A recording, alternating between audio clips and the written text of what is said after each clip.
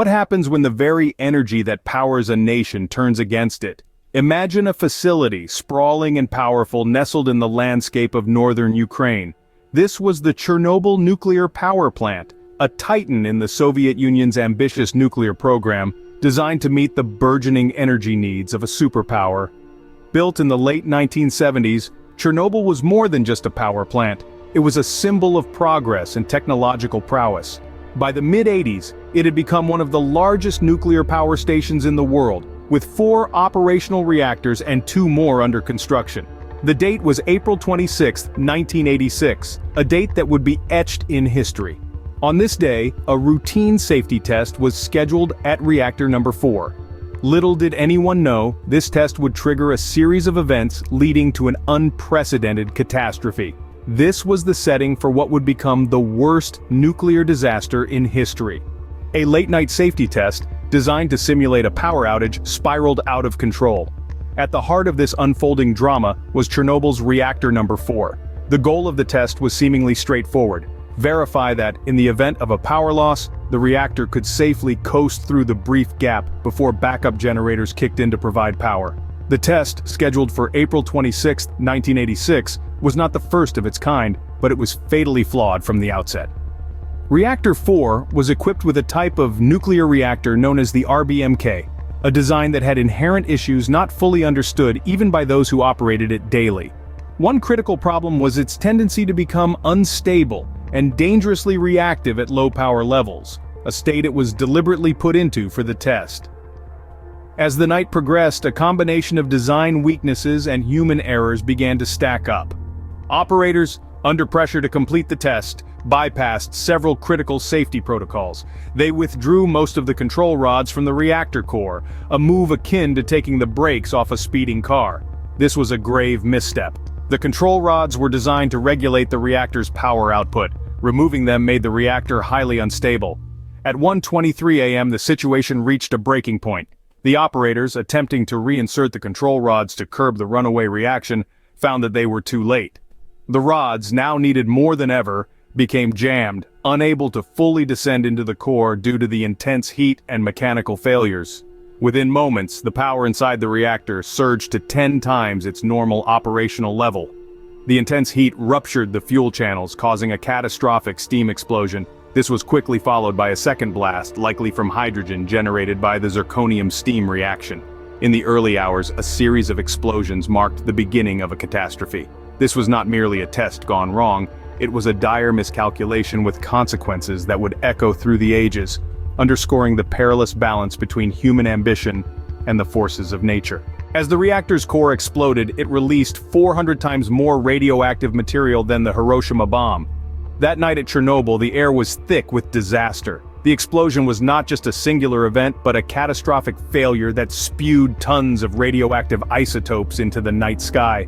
Flames leapt from the reactor building, illuminating the darkness with a ghastly glow, while plumes of radioactive smoke billowed into the atmosphere.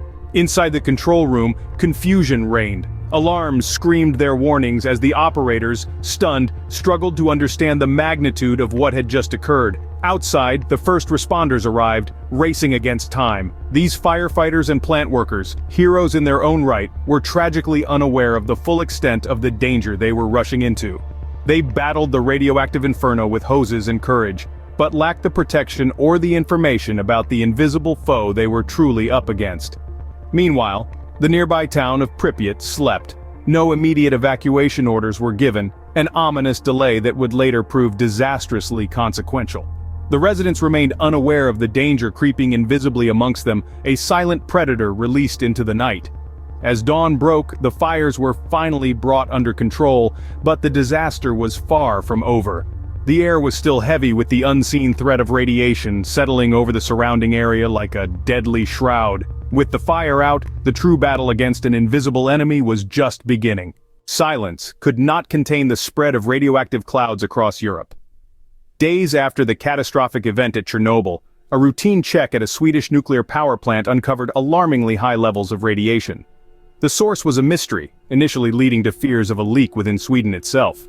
However, as winds do not respect national borders, a trail of scientific detective work pointed the finger squarely at the Soviet Union.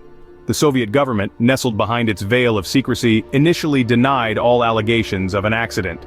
This denial persisted until the evidence became irrefutable, presented not just by Sweden, but by other European nations that had started to pick up similar alarming signals. The global community was astir with concern and outrage. Finally, the Soviet Union admitted to the world that indeed, a catastrophic meltdown had occurred at the Chernobyl nuclear facility. The admission came too late to prevent the spread of radioactive material across the continent. The Iron Curtain could hide many things, but not the radioactive winds of Chernobyl. The immediate toll was devastating, but the long-term effects were even more far-reaching. In the wake of the Chernobyl disaster, the once bustling city of Pripyat was swallowed by silence, evacuated within 36 hours as the invisible menace of radiation made the area uninhabitable. Over 49,000 residents were forced to leave everything behind, creating ghostly scenes of abandoned homes, schools and playgrounds. This rapid exodus marked the beginning of an ongoing saga of displacement and loss. The Soviet government soon established the Chernobyl Exclusion Zone, an area extending 30 kilometers in all directions from the reactor. Originally intended to isolate the radioactive threat, the zone has since evolved into a somber monument of human error. But the story of Chernobyl is not just about abandoned cities and exclusion zones. It's profoundly etched in the lives of the liquidators, the roughly 600,000 civil and military personnel summoned to contain the catastrophe. These individuals faced extreme radiation levels, with long-lasting health effects including increased rates of thyroid cancer, leukemia, and a multitude of other debilitating ailments. The residents of the broader European region were not spared, as radioactive fallout drifted across borders. Countries like Belarus, Ukraine, and parts of Scandinavia saw significant increases in cancer rates, and the specter of Chernobyl haunted their public health systems for decades. The environmental impact was equally stark. The red forest, immediately adjacent to the reactor, became one of the most contaminated areas, with trees turning a ginger-brown color due to massive radiation absorption. Over time, this area has become a bizarre sanctuary for wildlife, with species like wolves and bears proliferating in the absence of human disturbance, despite occasional sightings of animals bearing the signs of radiation exposure. Today, Chernobyl stands as a poignant reminder of its catastrophic past, not just in the abandoned structures and deserted towns, but in the very DNA of the surrounding wildlife and the health of thousands of people. Chernobyl's legacy is one of profound human tragedy and an enduring environmental scar. Decades later, Chernobyl still holds lessons for the world. In the heart of the exclusion zone, the original sarcophagus, hastily erected to contain the fallout, has been encased by a more permanent structure known as the new safe confinement. This massive steel dome, completed in 2016, stands as a monumental effort to secure the reactor's remnants and prevent further release of radioactive material into the atmosphere. Beneath this colossal arch, the ongoing decommissioning process unfolds. Teams of engineers and scientists work meticulously, navigating the complexities of dismantling a once molten reactor. This task, expected to continue for decades, speaks to the persistent shadow that Chernobyl casts over nuclear engineering and safety. Yet out of this shadow has emerged an unexpected phenomenon: Chernobyl as a destination for dark tourism. Curious visitors from around the globe trek to this site, drawn not by traditional attractions, but by the profound story of human error and resilience. They walk through abandoned towns and gaze at the Ferris wheel in Pripyat, frozen in time, a haunting reminder of lives interrupted. This transformation of Chernobyl has coincided with significant shifts in nuclear safety protocols worldwide. The disaster catalyzed a re-evaluation of nuclear policies and procedures, leading to stricter regulations and more rigorous safety standards. Today, the debate continues, balancing the undeniable benefits of nuclear energy against the potential risks it carries. Chernobyl remains a poignant reminder of the fine line between harnessing energy and being at its mercy. The Chernobyl disaster was a pivotal moment in modern history, highlighting the risks of nuclear power. Let's retrace our steps through this profound event. It began as a test that spiraled out of control due to flawed reactor design and human error, setting off an explosion that would have far-reaching consequences. The immediate aftermath was chaotic, with emergency responses that were both heroic and tragically flawed. Misinformation and delayed actions exacerbated the situation, leading to an increased toll on human life and health.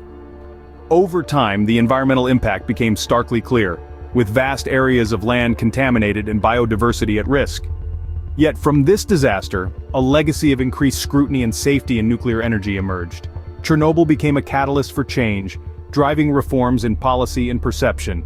As we reflect on these events, the lessons are clear. The importance of rigorous safety protocols, transparent communication, and the need for continual learning in the field of nuclear energy. Chernobyl is not just a story of disaster, but also a warning and a guide for the future of energy.